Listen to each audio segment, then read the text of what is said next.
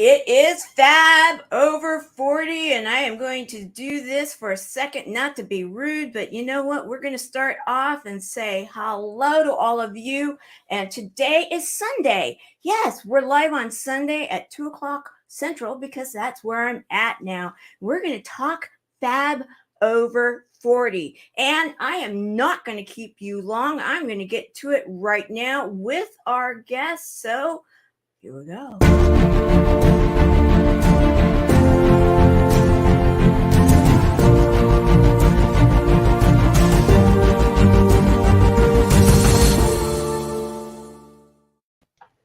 I want to welcome everyone, and we have one more guest that's coming on in just a moment. She's getting, that slow internet thing that happens every once in a while. Well, you know what? She got it taken care of. We've got it now. So I want to welcome our amazing panel today to today's show. And I want to say hello to everyone. It's been over a year and a half since I've been live on any show of my own. And so I welcome everyone that is coming. In fact, we have quite a few that are showing up right now. And I want to say hello. We've got the Tour of Love community showing up. And we have Chemo Buddies for Life. I love it. I love it. We've got our production assistant. She's actually our coordinator of this show and all of my shows, Caroline Brown. Thank you for all you do. We have the Erin, my heart, also for so many years, my assistant. I love you. Thank you for being here. We have Cinnamon here. Wonderful. We have one of the top impactors, Christopher Casson, and we're just getting started. So with that said, why are we talking about being fabulous? It's because these women are. And I wrote that I'm humbled by them, and I definitely am. And I'd like to go around and introduce you all quickly and with my heart why it is that I invited them. We have Robyn right there to my left. Robyn is from the land down under. She is a survivor. We're going to be talking about survivors and warriors and champions because they're all fabulous. She is one of 11 years and counting, and she knows what it's all about being fabulous. We have next to her Valerie David, and you may recognize by that sash, she is also the Bean Cult. Her story is incredible, and we're going to go into it in depth. In fact, shortly, I'm going to be sharing a video, so I'm not going to give too much wink, wink. Then from there, we have Dr. B. Dr. B, I was just on her summit. We talked about some of what we're going to be talking about here. I'm not going to give it all away in this show because she did an excellent job in her summit. You can get some real valuable information there. However, she's here to share her heart. She's also a survivor and warrior. Plus, she's pretty darn sexy in doing it. Pretty cool, right? Then we have Dr. Michelle. She's been traveling all over the world lately. We talked to her about that. Also, her story, many of you know, she is a survivor. She's a strong supporter of our community, a volunteer. She's been on just about every platform we've ever done. And welcome. Plus, we may get a song out of her or two. One or two, possibly. Who knows? At least a note.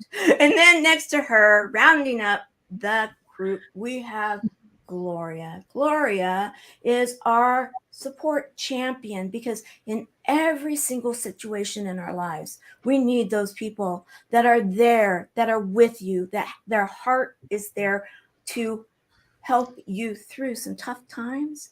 And she has done that not only for those that she loves, but she's opened up her heart to our whole community and helped to make things happen there. So I want to welcome all of you today. We have more showing up. I am thrilled about that.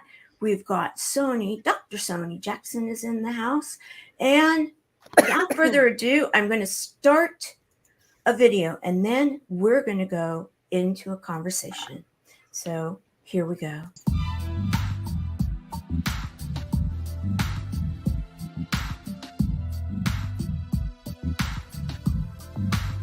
Hi, it's Valerie. I need to find someone to have sex with. I didn't want this to be just about cancer. It's about fighting back any adversity in life.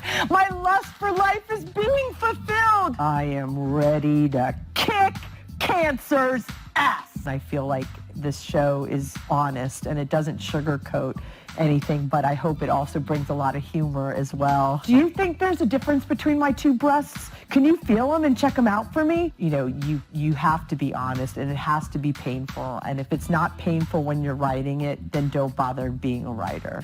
I am as enraged and angry as the Marvel superhero, the Hulk. How the hell could this be happening again? I really want to sign up for the 40 miles. Do you think I should? There was someone who had MS who came up to me and she was crying and she's like, I stopped biking when I got MS and I saw your show and I want to bike again. And I pumped my legs even harder climbing up that huge hill. Go, go, go, keep going. And I realize how cancer has shaped me both as a person and as a woman. I want to inspire people. We are very much stronger than we think we are. There's a superhero inside of us that we don't realize.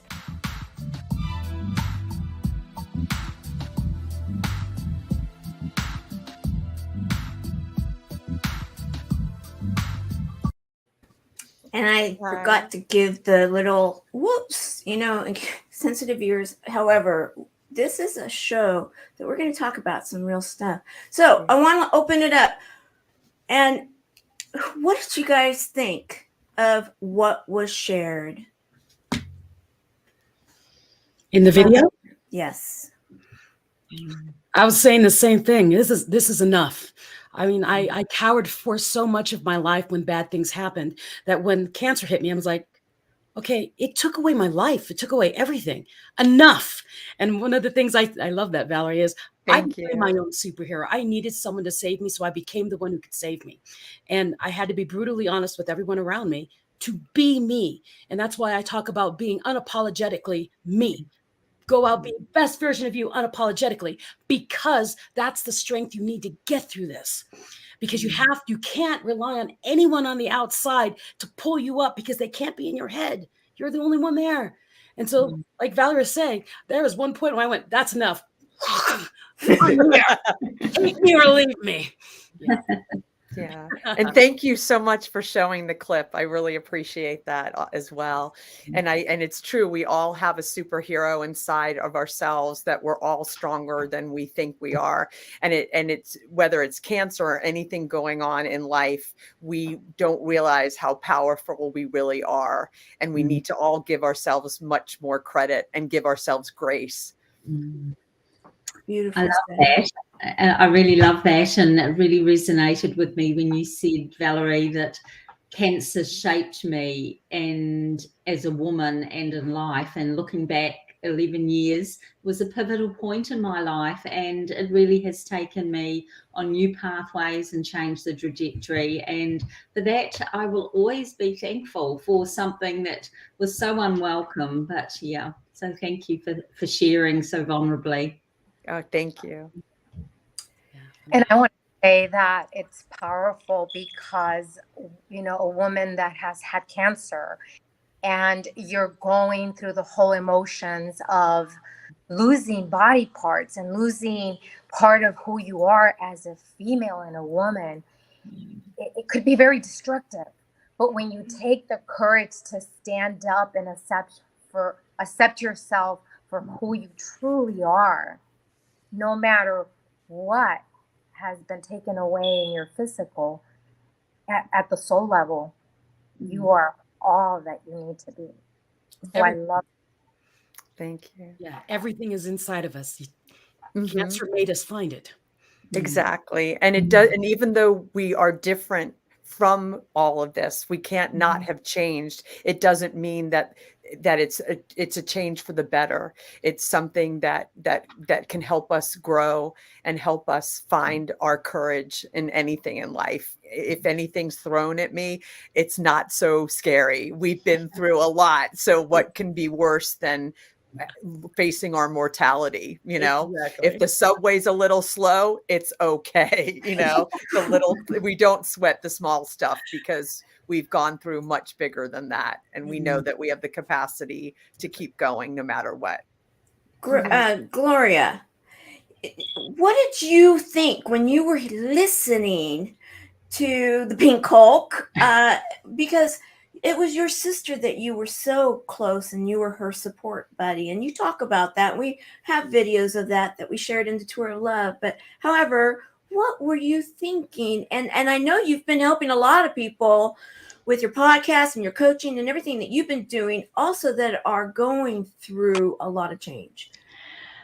Thank you. Yeah, I was just blown away by, like what everyone has said. I mean, your willingness, your vulnerability to be able to really share all the emotions that you're going through, because it's I have it from the perspective of watching my sister go through it, and certainly seeing the range of emotions that she had, anger and sadness and all of those things. But I think ultimately I love the message that you're sharing is really one of hope, and that you have the resources within you you've got that inner superhero, as you mentioned, that you can tap into it and harness to be able to withstand life's Everything.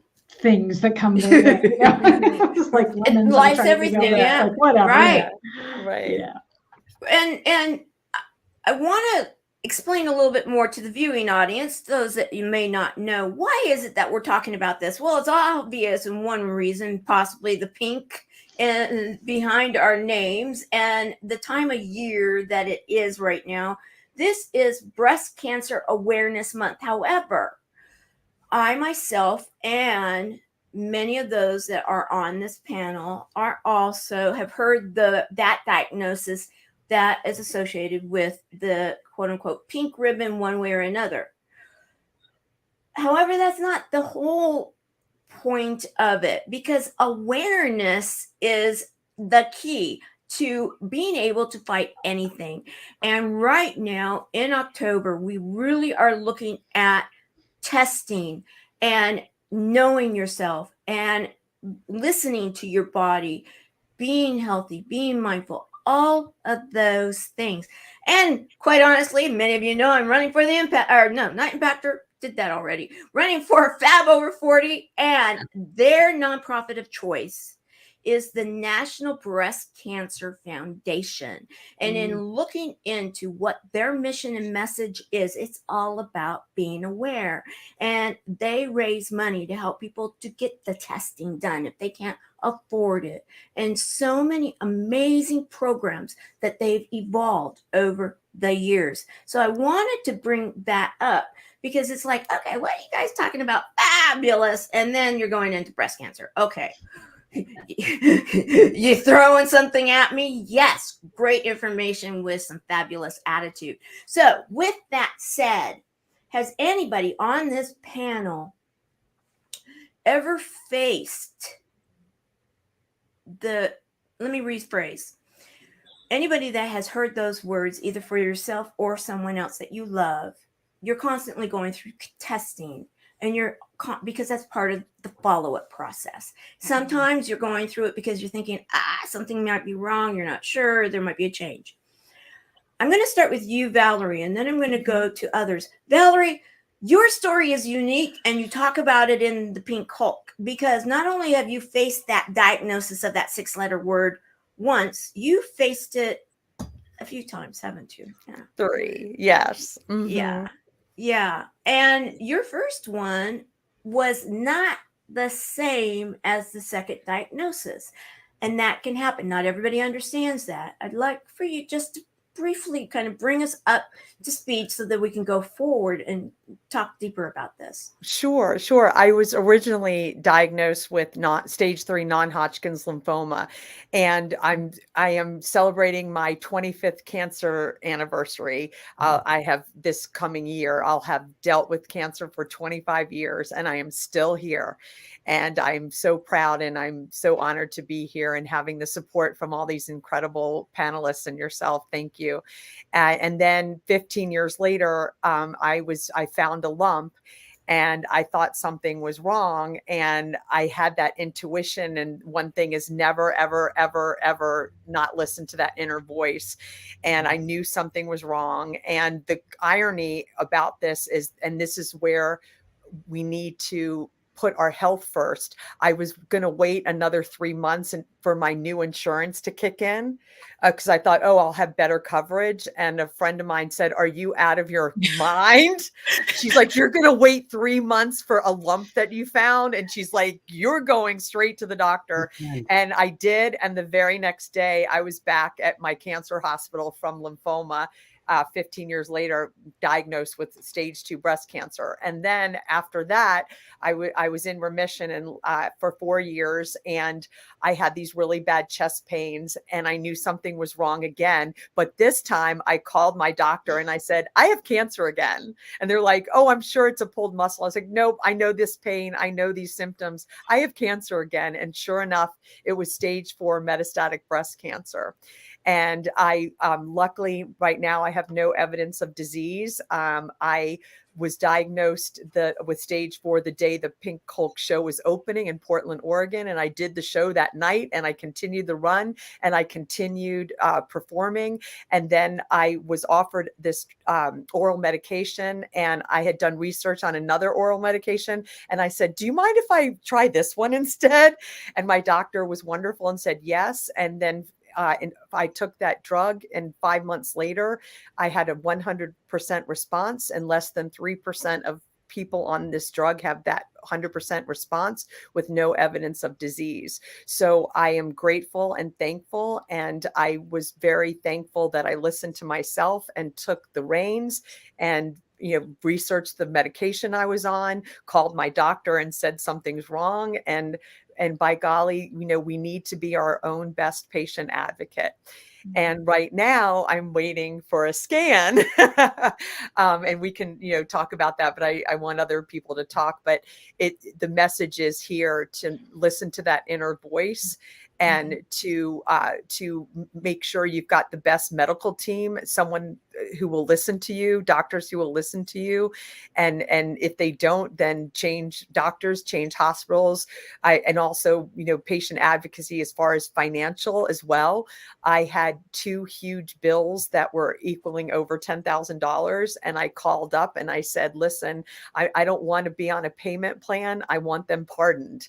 You have gotten much money from my insurance company, and this is a hard financial hardship, and those bills were pardoned. So you never know that what you can do to negotiate with your the finance department at a hospital and your oncology department, that you also have the power to say to stick up for yourself.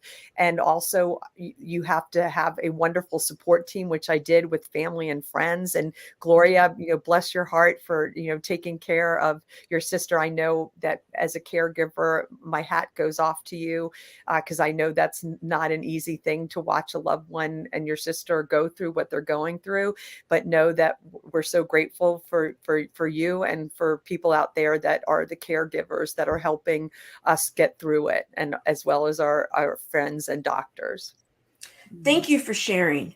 And I am deeply touched. And note to self, guys, get your pen and paper out, because there were some real nuggets in there, true nuggets. And if someone's facing bills that you are struggling with, listen to what Valerie did, and she got them forgiven. She didn't want a payment plan. She went after that. Not everybody has that opportunity. However, if that is something that you're facing, because I know quite a few facing something like that right this minute. So right. Thank you for that. I want to put it out there because this may have also struck chord with someone else in this this. And because right now, I'll tell you guys, and some know, I just went through my yearly testing because we have to. We have to. Robyn, I'm sure you do it in a different system than we're all here in the United States. However, you're down in Australia, and yet the protocols, and that's the thing, we have people from all over the world watching. Protocols are international when it comes to certain illnesses. And so follow-up is something that you may have different follow-up in different countries, but follow-up is critical.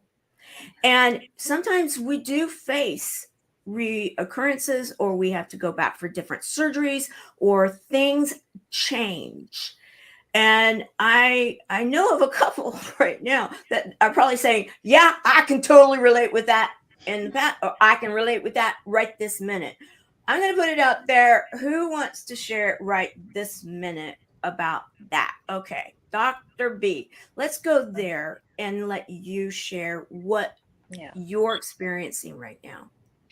One of the things that I'm experiencing right now, to begin with, it's like when I have to say that when you start dating again, you tap into feeling not sexy, not like you're missing something. And that is very, it could get you into a depression. And I think I went into a depression because I wanted to start dating, but because I had the double mastectomy, and then when they do the reconstruction, there was like my flaps in one of my breasts, you know, there you could feel the difference of how the breast was feeling and looking. So you don't feel sexy. You feel like, oh my God, somebody's going to see me. They're not going to want me. So through all that, I think I lost about 36 pounds, and the doctors were very concerned because for those of us that have HER2, they put us on a hormone, like a pill to control the hormones so that we don't get the HER2 positive again. And normally with that pill, you sustain a certain weight, and it's hard to lose weight. And yet I lost 36 pounds. So right now what they're doing is that I'm going to have a revision again in my breast to fix and correct the flaps that kind of moved, and they found a little lump. I'm having a colonoscopy to see if there's any cancer, the cervix, you know, they're going through all these exams.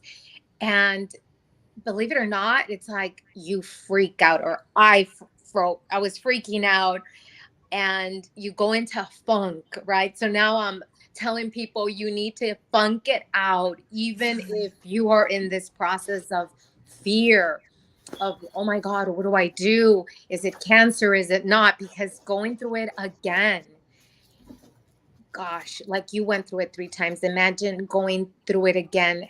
In my case, it's super hard. But one of the things that I've learned to do is enjoy every moment and have fun every moment, find laughter, find people I can enjoy so that I can funk it out, snap out of it, and really live every moment of my life instead of in fear. So again, if you haven't gotten checked, go get checked.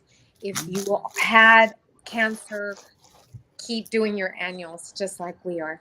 Thank you, ladies. Thank you for sharing that. And I'm going to get to you in a minute, Michelle. However, I want to go to Robyn for a moment, because Robyn, let me just tell you about this woman. She has this intuition that is incredible. All of a sudden, I will have something in my inbox, and it will be exactly what I needed, exactly at the moment I needed. And she will just tap in to this energy to say whatever it is.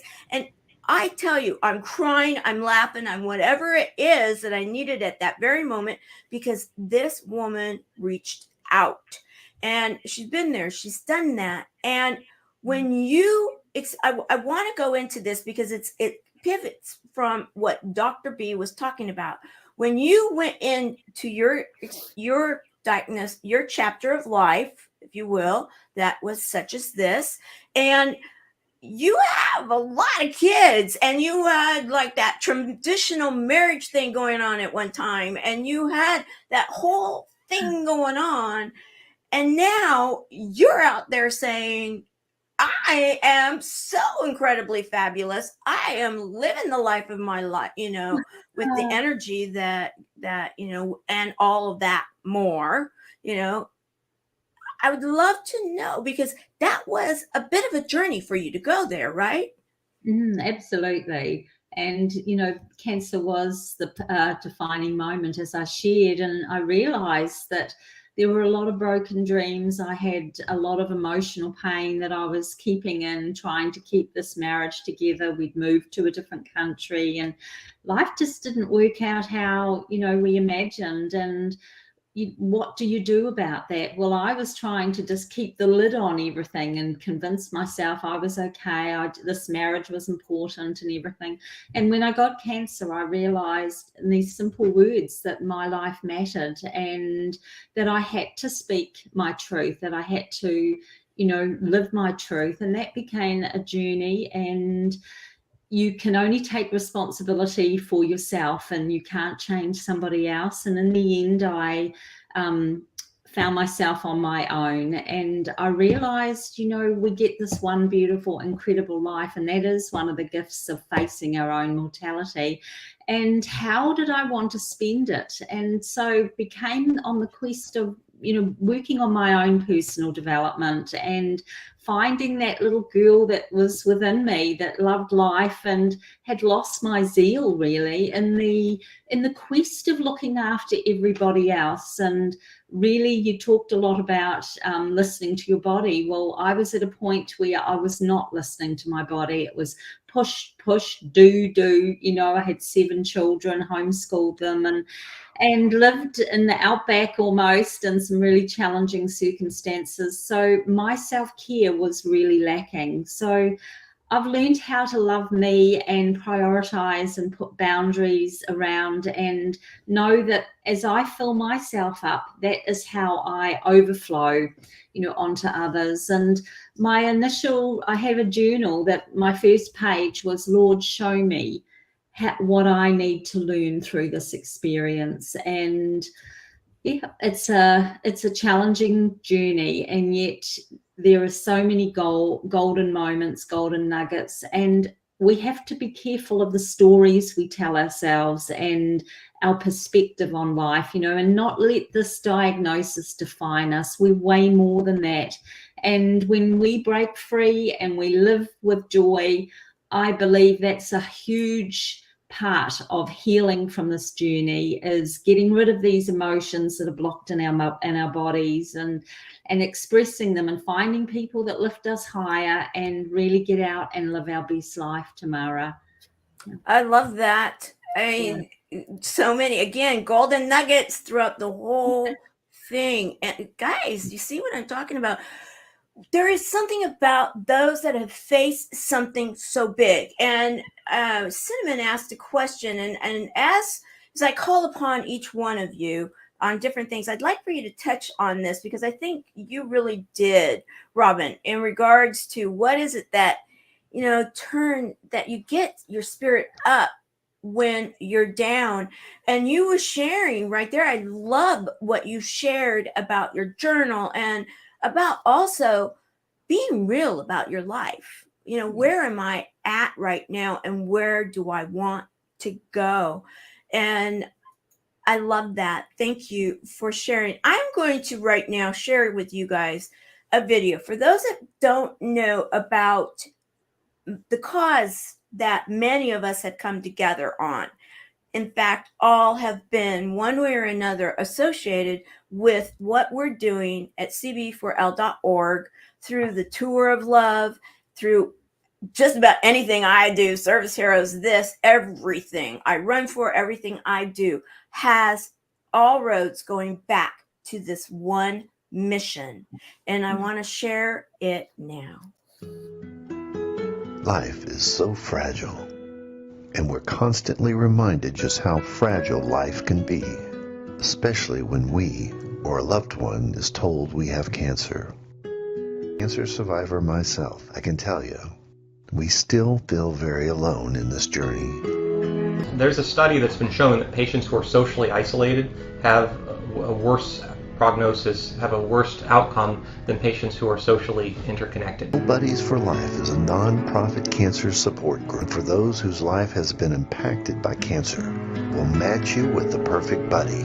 Humor, hope, heart, and hugs. Humor, hope, heart, hugs, and a whole lot of love. We're offering you a free membership, so please sign up today. Share this with your friends and family, and support this community in every way you can. No one should face cancer alone. I am a chemo buddy for life. We are a buddies network. No one does cancer alone. Be a buddy. And we are all here for you as a community of love. We are chemo buddies for life. And if you've heard 3 words, you have cancer, for yourself or someone else, you belong with us at Chemo Buddies for Life. Healing through connections.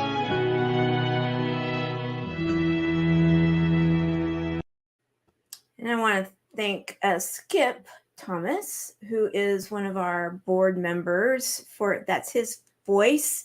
And he talks about his journey in there, a cancer survivor himself. And we are preparing for the 2nd season of the Tour of Love show.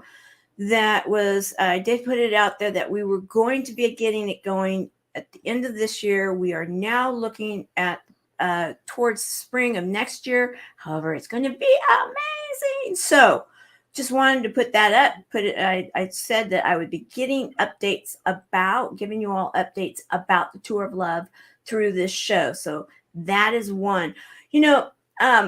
I want to bring this up to you, Michelle, because actually you were on I was going to slate you coming on next, kind of to what we were talking about already, because I know your story. It is incredible. And what we're talking about, you've been there, you've done that in multiple different ways, have so much to share.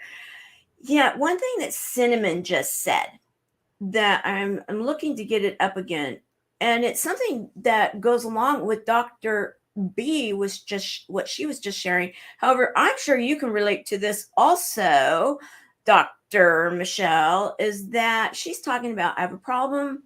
Her problem is the positive body image issues. And I know Cinnamon will be okay with me sharing. She's one of our buddies, and love her, love you. And you haven't had any kind of body changes in your life, have you, Dr. Michelle? I lost 2 people. So my thing is, when I was diagnosed with Paget's disease of the breast. It did not show lumps. It did not show in anything. I felt it. And that's why when Valerie, and you said you need to know yourself, we have to know ourselves, because I found my cancer, not the machines. I did. And so that was part of the story. Now, here's the thing. When I found that I was having cancer issues, no one believed me. They said, you're overweight. That's your problem. Oh. I was 389 pounds. And so they said, you're fat, go diet. And I said, no, I'm having nightmares. I'm dying. I know I'm dying. Someone check me for anything. And they said, you already had a mammogram 2 months ago. You don't have breast cancer. You don't have anything. Just go take these pills and go away. And so I went away. And that's why I said it took me a while. I succumbed to people. And I went, okay, well, maybe it's in my head. Well, and I listened to them. And it took me 8 months to going back every 30 days doing, there's something changing on my breast. There's something changing on my breast. Now it's hurting. And I did it for 8 months when they finally listened and said, holy crap, lady, you've got cancer. And I said, I told you something was wrong with me. And instead of crying, I didn't cry out of fear. I cried out of relief that someone listened to me. So here's my thing. I have to answer Cinnamon's thing too. Cinnamon asked, what brought us? How did we find a way out of this? What positive things did you use? I learned to sing. Not learned, I just started using it more. So in my journey, when I knew something was wrong, I would say in my head, I would sing all the time, take an angel by the wings, beg her now for everything, beg her now for one more day. Because they told me when they said I had cancer that Paget's would kill within 12 months. And it took them 8 months to find it. 8 months of me complaining before they found it. Now, see, with that, my journey is a little different, because after they did the double mastectomy, every 6 months after, they cut me open for something else. I was one of those people who reacted to all the meds. So my soft tissues fused together, my organs shut down, my colon closed. They checked me for colon cancer because something was wrong. And then when in there, it wasn't cancer. It had just stopped working. It had sealed shut. So they had to cut my sigmoid colon out. But every 6 months for the past 4 years, something has been cut out of me. And November 16th is my 5-year mark post-cancer. Yeah. And so this November is very scary and exciting for me at the same time, because body images, try being, when you're 389 pounds, you don't fit in the scanners. You don't fit in that big coffin machine thing that goes around you. I didn't fit. And when they put me in that one machine, when you hang your boob in, for those of you who haven't done it yet, you hang your boob in, my boob didn't fit. I was that big. And so they would send me in my pain all the way up, like 2-3 hours away, just to fit a machine. And I said, really? I'm 5 foot. Yes, I'm 389, but surely you've got football players bigger than me. They do. No, we can't fit you in our machines. But we got to get that cancer out of you. But we can't do that, can't get that cancer until we get all these scans. I'm like, wait a minute. Because of my weight, you're going to let me die? That was what my bigger problem was. Make bigger machines then if you have to. So what I did in my journey is I learned to love me. The old me was so busy worried about what everyone else thought that I was gaining weight. I lost track of me. But when cancer came in the game, I said, what can I do to save me? You're telling me I've got 60 days to live, 90 days to live. What can I do to help my body? And they said, you're completely acidic. I said, fine, I will alkaline myself. And I did. And I started dropping weight left and right. But through all the surgeries and everything, I've dropped a total of 240, 260 pounds. And I am truly the best version of me. So when I say, yeah, cancer sucks and it never seems to go away, and I always have that monster standing in the corner, peeking around a corner at me, but I don't see it as a trauma now. I see it as the biggest gift, because now I don't get slacky. I don't get lax. I don't sit on my laurels and go, maybe next week I'll do something I want to do. I do it every day. Why do you think I just came back from Europe?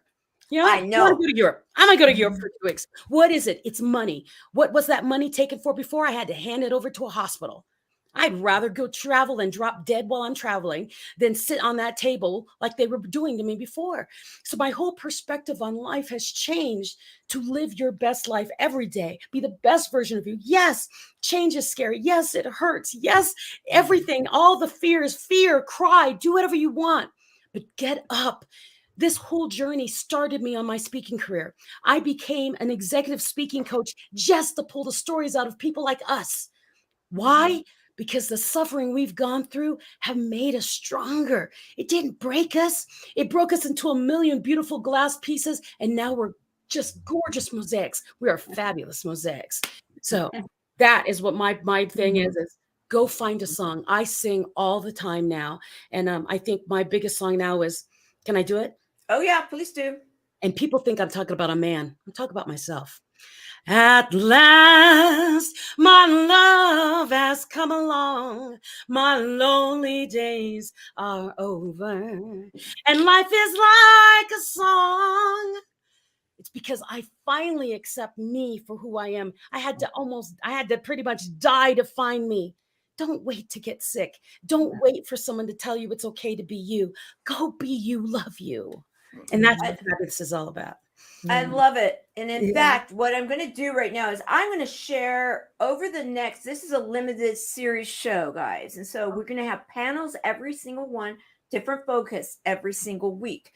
And I'm going to have different little clips that I'm going to be sharing through that. I have 3 that submitted clips, and then one goes hand in glove with what you just shared, Michelle, and some of the others. And so I'm going to share that. And then I want to come back to you, Gloria.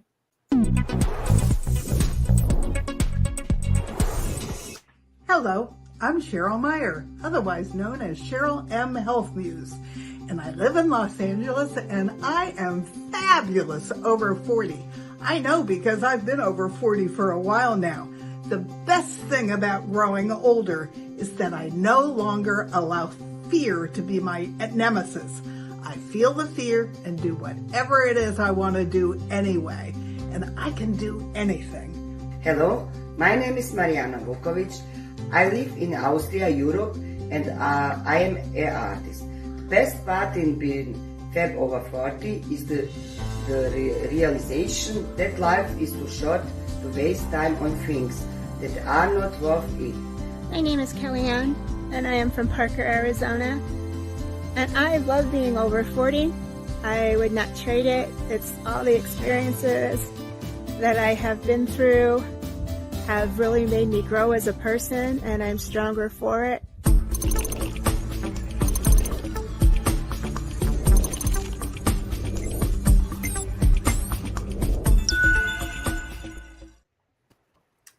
So I want to say thank you to those that submitted, your video clips, and I'm asking for more. And if anybody has any that you want to share, please get a hold of me. Also, share in your comments. Why are you fabulous over 40? Wink, wink. Okay, Carol. I've been looking at Caroline's comments. Gloria. You were and I know your story. I know all of your stories, and your story is one that you were across the country when your sister was, kind of like maybe going and testing or what she was doing, and you were close to her, and then she needed help, and you were going out there as much as you could. However, you were like this when it was like, okay, the testing and then the this and then the that. And I'd love to see what it was that you were thinking and what you've got to share in regards to being the fabulous support champion that you are. I was just relating to the different stories that everyone has been sharing. They're bringing back memories of me with my sister, and Michelle. I think it was Michelle when you said something about, I forget now. But anyway, it was like an outlier. My sister was like an outlier with everything, with the chemo, with the different treatment. I mean, the cancer. She didn't have breast cancer. She had a form of sarcoma that was a pediatric cancer. But she was 62 when she was diagnosed. So, I mean, right from the get-go, it was like, this sort of, strange thing that was happening. And I just know, I remember just the testing even to figure out what type of cancer it was and, and having to go through that. And then also how much money it cost to do that testing, when you were speaking, talking about getting your bill forgiven, Valerie, because it was like thankfully she had wonderful insurance, but it was still, I think this one testing type, it was, probably like $5,000 or $10,000 or something.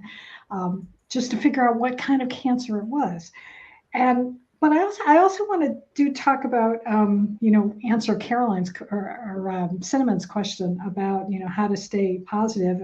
And so for me, it was a different perspective. I needed to be able to stay positive for my sister and to be able to, not, I didn't want to be able to show her, either that I was, scared or sometimes, angry when she was angry. And so the thing that I really relied on throughout her journey was meditation. And I would meditate every day because that was the tool that I used to be able to keep myself grounded so that I could be there for her. And to be able to, help her going through, all the different medications and handling different doctor's appointments. And yeah, it was tough. She lived in Arizona, I lived in Florida. And so I would have to go out, every so often and to be with her, because even though she had wonderful friends, it's still, they had lives of their own. And so she needed, and I wanted to be there, as a family member, to be there for her. But I'm just so in awe of all of your stories and just it's wonderful to hear that the same theme is coming over and over again. And it's something that I learned even through my journey with her, was this, to be able to have the courage to be yourself.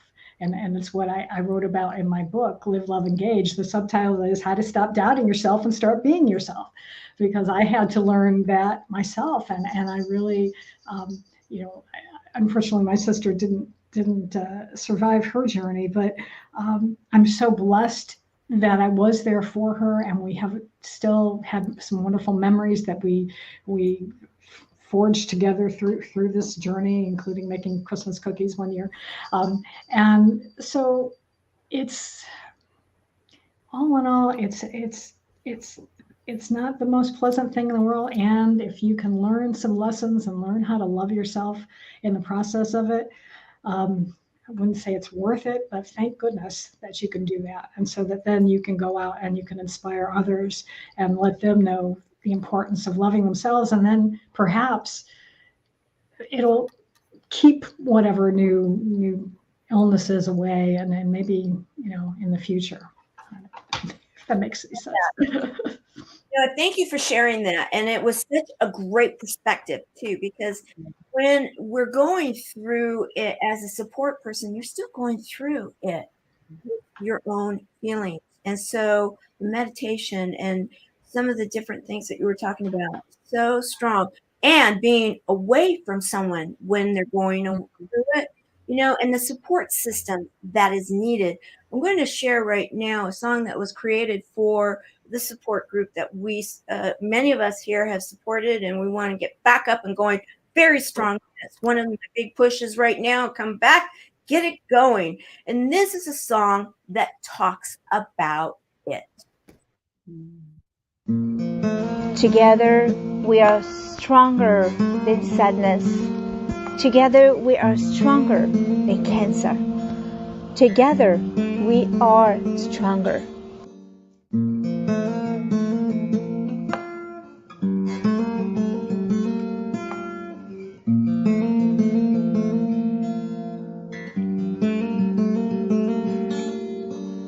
We are one.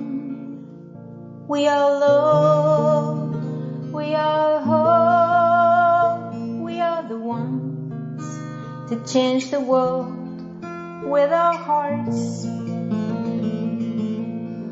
We are one. We are love. We are hope. We are the ones to change the world with our hearts. Human hope, heart, heart, love, love, love. Human hope, heart, heart, love, love, love. Human hope, heart, heart, love, love, love. Human hope, heart, heart, love. We are one. We are love. We are hope. We are the ones to change the world with our hearts. We are one. We are love. We are hope. We are the ones to change the world with our hearts. We are the ones to change the world with our hearts.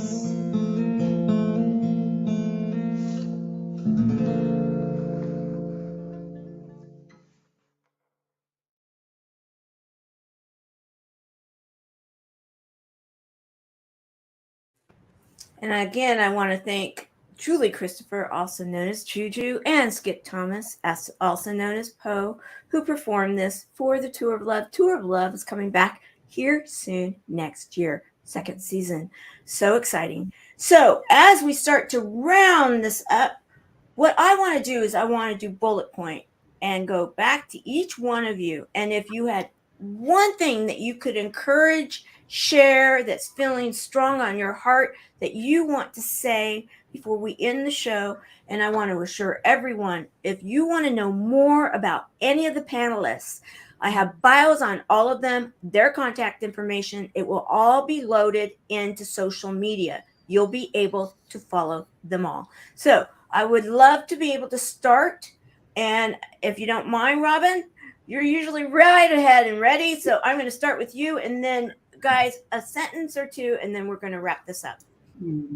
Well, life is a wonderful gift, and live in this present moment and find something to be grateful for each and every day, through the valleys, through the darkness, because it helps us get perspective on what we're facing. Thank you. Valerie? Pink Hulk? Yes. What I would say is to don't be afraid to ask for help.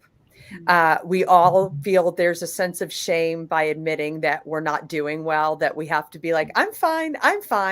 And you know what? It's okay to be not okay, and seek counseling if you need it. Confide in your friends and family. And if you are going through treatment, especially if you don't feel well enough, have a friend come over to cook meals, to do your laundry, and don't be afraid to ask for help, and have someone come with you to your appointments to be that second eye to help you through your journey. Thank you so much. Thank you. Dr. B. I just want to say, if you feel that you're not sexy and you're not living day by day, you're going to have to change your perspective and be glamorous, and change the way you see things by changing the way you look, the way you feel, and the way you see things. But you are amazing. You are great. And your body does not determine who you are. You do. Love it. Fabulous. Okay, Michelle. Dr. Michelle. Well, I was going to jump on what Dr. B said. With my double mastectomy, with the cancer I had, I lost my nipples also. Now, if you don't understand that, that's where all your nerve endings are. So that's where a lot of sexual things happen. And so when you realize, when you go through this, if you do lose those nerve endings, your relationship with your spouse, your lover, your significant other will adjust. You must talk about this before it all happens. I'm not saying ignore the cancer so you can keep your breasts. Okay, I'm not saying that. What I'm saying is your relationships will alter, but not for the worse. You can make it better. There are ways. My husband and I have been together for 27 years, married 38 years together. Okay, so be able to talk to whoever's with you and realize that your relationship sexually will change, but it doesn't mean it will end. Okay, you're still beautiful, like Dr. B says. You're just different and beautiful. I call myself a Barbie doll now, but that's well, you are, especially look at those pictures. Okay, Gloria. I'm going to bring up a point that was mentioned earlier today about the importance of listening to your body and really paying attention, and not and also being your own patient advocate, and not letting doctors say there's nothing wrong with you. If that's the doctor you've got, then you need to find a new doctor, and seek the support of people who've been through it, and see if you can get referrals. But ultimately, really just pay attention to your body, start listening to it, and because that's where all the wisdom is, and it'll keep you on the good path for taking care of yourself. Love it. And what I want to share is this: don't face it alone. There's healing through connection. And if you're struggling with something, and let's just say it's not that 6-letter word, but you're struggling, understand this, that it's best to get those things taken care of and work through your stress, meditate. So many good things, so many nuggets were shared today, because our cells understand stress. And if we don't take care of it, then it can create a health problem, and you don't want to go there. And so humor, hope, heart, hugs, and a whole lot of love. So I want to end on that. And yes, vote. Get out the vote. We're all about getting out the vote for Team Tamara. And I want to thank everybody that has. It continues to go. We are number 1 in our group as of this morning. We want to keep it up. And with that, next week, we are going to have another dynamic, fabulous Panel 2, talk. So get together and we'll talk. Let's talk then. I'll see you soon. And thank you for today. Bye, everyone.